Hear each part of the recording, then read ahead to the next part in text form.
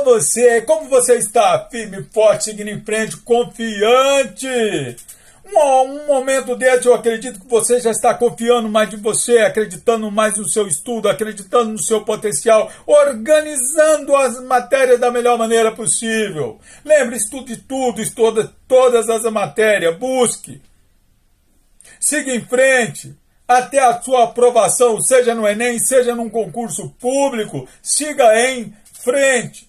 Mais uma videoaula. Lembrando, estamos no período entre guerras, 1918 a 1939. E agora, o que nós vamos estudar? Nós vamos estudar o fascismo. Coloca bem grande, fascismo, localização. Itália. Localização, Itália. Organize o conteúdo da melhor maneira possível. Não fique só assistindo, não fique só ouvindo. Você tem que escrever, ou você tem que digitar, mas você tem que documentar para que você entenda com maior facilidade. O líder, Benito Mussolini. Coloca assim, contexto histórico, e abre uma chave aí de 5 linhas. Contexto histórico. Então, quando a gente fala de fascismo, qual o contexto histórico? A primeira coisa que você vai colocar dentro da chave, período entre guerras.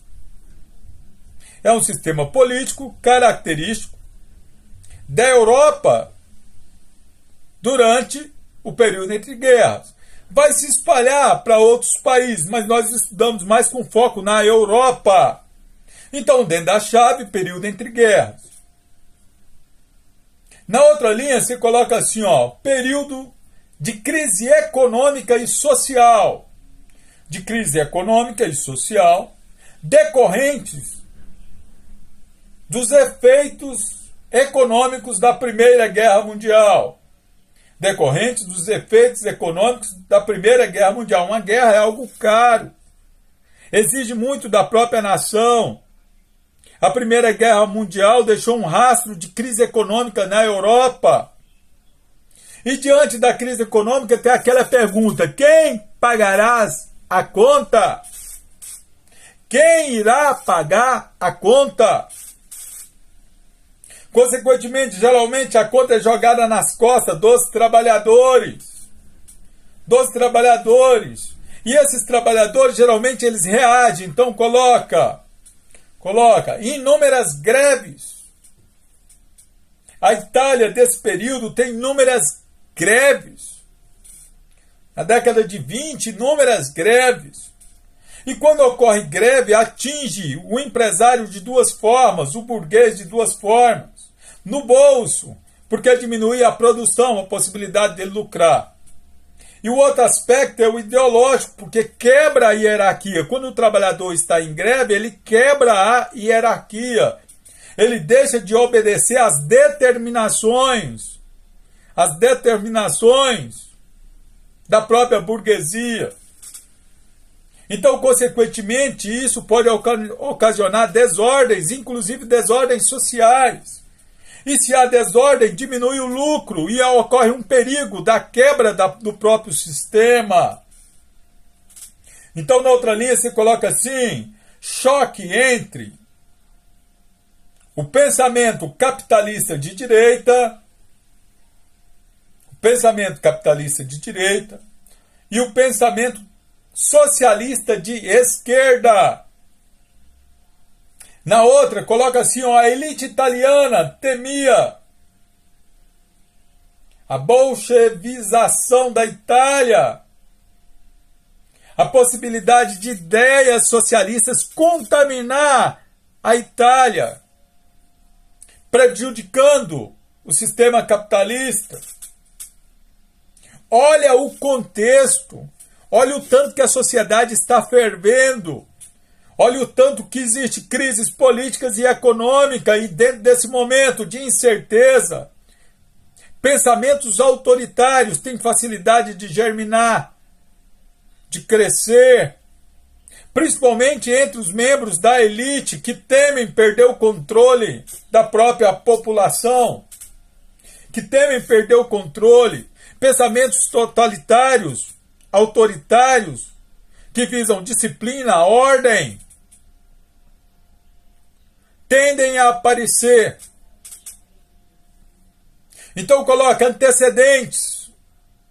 Abre uma chave aí, 7 linhas, antecedentes. Se você não quiser, coloca só por datas. Se você não quiser abrir a chave, coloca assim, antecedentes. 1919, Mussolini fundou uma organização paramilitar, o Fácil de Combatimento, entre parênteses, Esquadrão de Ação. Perceba que Mussolini, já na sua origem, ele mostra que um dos mecanismos a ser utilizado é o uso da força. A força como instrumento de convencimento, a intimidação, a ridicularização. Essa organização usava camisas negras, empregando métodos violentos contra os adversários políticos. Então perceba que o método de convencimento vai ser o uso da força. E quem grita tem pressa. A força pressupõe velocidade. Em 1921, Mussolini funda o Partido Nacional Fascista. Era nacionalista, expansionista, autoritário. Um partido que tem como foco restabelecer a ordem, a disciplina, a moral, os bons costumes, valores como pátria, família, a busca pela religião, Deus.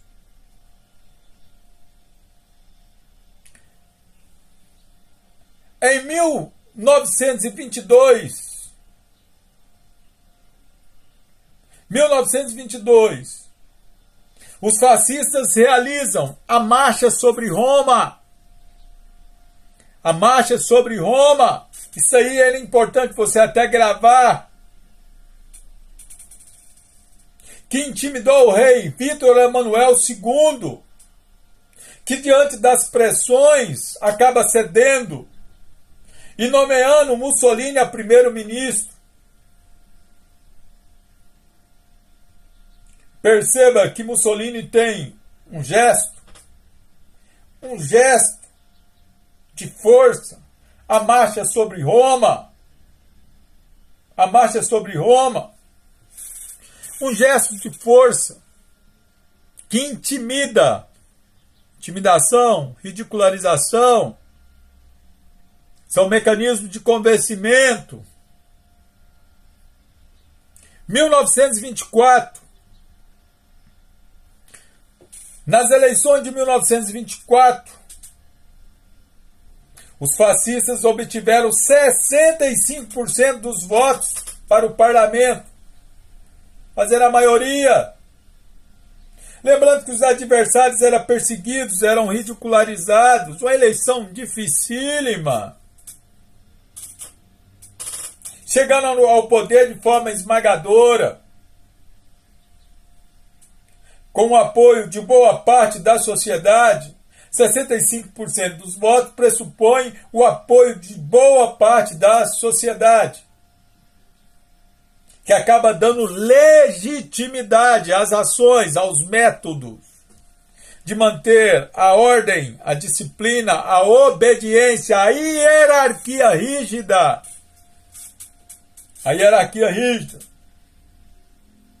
1929, ocorre a assinatura do Tratado de Latrão. O Tratado de Latrão, assinado pelo Papa Pio XI e por Benito Mussolini, criando o Estado do Vaticano, o Estado da Igreja Católica, o menor Estado do mundo. Isso deixa claro que a Igreja Católica ela vai apoiar, mas não vai se sujeitar ao fascismo. Vai ter o próprio governo, o próprio Estado, mas acaba apoiando e aumentando a popularidade. A quantidade de membros do fascismo. Então perceba que o crescimento do fascismo não é algo só da cabeça de Mussolini. Ocorre uma aceitação social de grande parte da maioria. E quando a maioria aceita, o sistema ele pode ser modificado. Na história, os líderes acabam ficando conhecidos e sendo responsabilizados por tudo aquilo que acontece, de bom ou de ruim, com a determinada sociedade. Mas se você for estudar a fundo, o que acontece na sociedade, muitas vezes tem a aceitação da maioria. Então, durante a década de 30, a Itália tornou-se um Estado totalitário, com apoio de grande maioria e perseguição aos adversários. Um sistema de governo, segundo o qual esse grupo político totalitário centralizava todos os poderes, não permitindo a existência de opositores, impondo os interesses do seu grupo sobre os interesses de qualquer indivíduo, com consentimento da maioria. Então, consequentemente, tem um certo apoio militar, tem um certo apoio econômico da alta burguesia, teve um certo apoio da Igreja Católica e acabou se tornando maioria e convencendo a grande parte da população. Em 1936 ocorre a criação do eixo. Inicialmente Roma-Berlim, Itália e Alemanha. Posteriormente entrou Tóquio, o famoso eixo Roma-Berlim-Tóquio. Em 1939, Mussolini assina com Hitler o Pacto de Aço. Em 1939, o Pacto de Aço, um acordo militar expansionista. Lembre-se que durante a Segunda Guerra Mundial o eixo vai lutar contra os aliados. Inglaterra, França, União Soviética, Estados Unidos, até mesmo o Brasil. Então, dois agrupamentos, duas alianças militares poderosas. De um lado, o eixo. Do outro lado, os aliados. A Segunda Guerra Mundial tem a vitória dos aliados. E no dia 28 de abril de 1945, Mussolini vai ser executado no norte da Itália.